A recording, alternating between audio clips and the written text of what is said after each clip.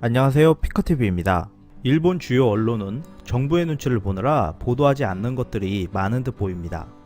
일부 언론이 말하는 반아베 관련 내용들과 일본의 위험한 상황에 대해서 알아보았습니다. 일본은 화이트리스트 국가에서 한국을 제외시켰습니다. 앞으로의 수출 관리를 엄격화해 한국의 경제를 좌지우지하겠다는 뜻으로 경제전쟁 선전포고를 한 것입니다. 이러한 일본의 상황들에 대해 우려하는 목소리가 일본 내에서도 이어지고 있는데요. 일본의 주요 신문들은 이를 보도하지 않는 모습이라 합니다. 일일 J캐스트에 따르면 일본 언론은 한일 경제전쟁이 한 달이 지났는데도 거의 보도를 하지 않지만 이러한 규제를 반대하는 일본 내의 반아베 관련 지식인들의 움직임은 한국 신문에서 대대적으로 보도하고 있다고 하였습니다. 몇 가지를 살펴보면 첫 번째로 우츠노미야 씨는 인권 변호사로 알려져 있는데요. 전 일본 변호사 연합회 회장인 그는 2012년 12월 한국과 일본 사이에서 위안부와 강제 동원된 사람들의 구제를 위한 공동선언을 정리하였습니다. 우츠노미야 씨는 좌파계 미디어로 고립무원 상태에서 반일 보도를 한국에 계속하였다는데요.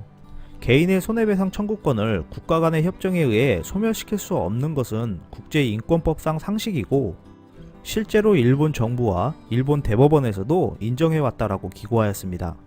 두 번째로 일본 지식인 77명은 도쿄올림픽 전에 이웃나라와 분쟁을 일으키고 있다며 규제를 철회하라는 내용을 인터넷에 기재하고 철회 요구 서명운동을 소개하였습니다.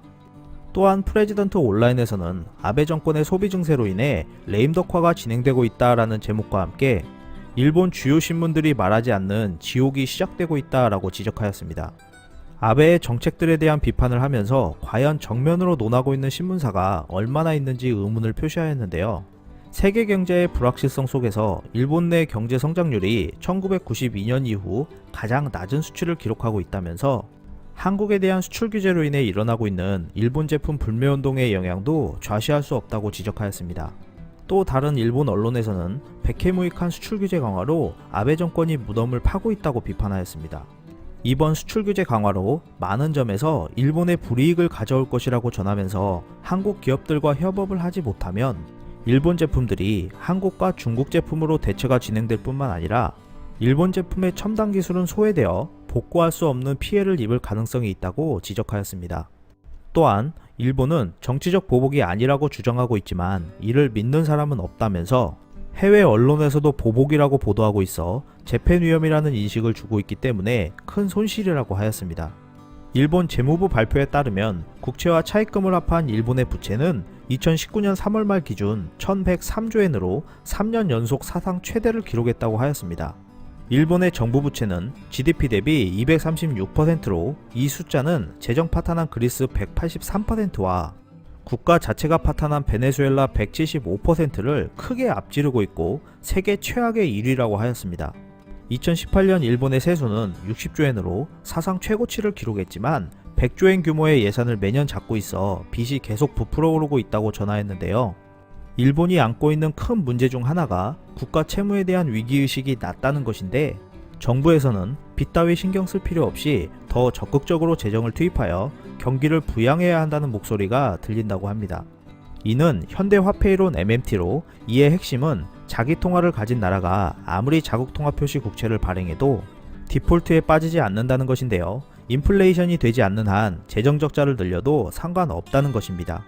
하지만 이는 많은 경제학자들에게서도 논란을 불러일으킨 이론으로 중앙은행의 붕괴로 이어질 수 있는 매우 위험한 발상이라고 지적하였습니다. 이렇게 자신들의 위기에도 미래의 빚은 다음 세대에게 떠넘긴 채 한국에 대한 조롱을 이어갔는데요.